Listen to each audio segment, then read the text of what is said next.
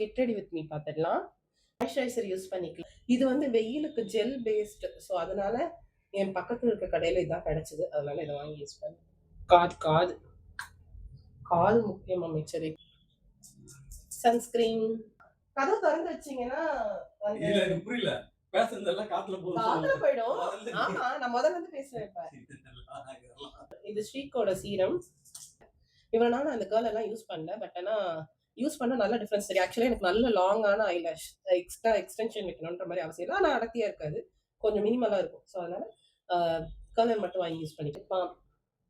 ஐஃபனோட இது.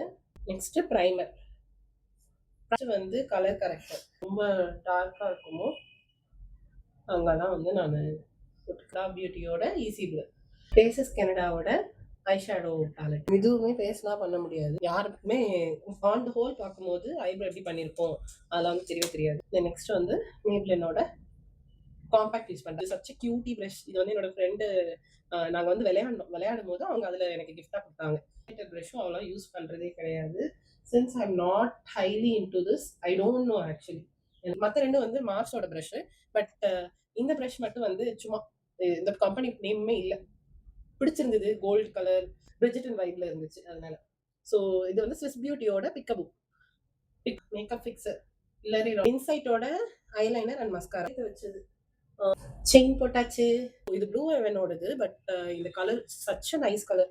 ஆக்சுவலி நான் வேற ஏதாவது கம்பைன் பண்ணலாம், கொஞ்சம் இது அதையும் மாத்தி போட்டா நல்லா இருக்கும்னு நினைச்சேன். இதுவே சூப்பரா இருக்கு. நான் இதை மட்டும் போட்டுட்டேன். இப்ப நல்லா இருக்கு ஆக்சுவலா. போலாம். ஓகே.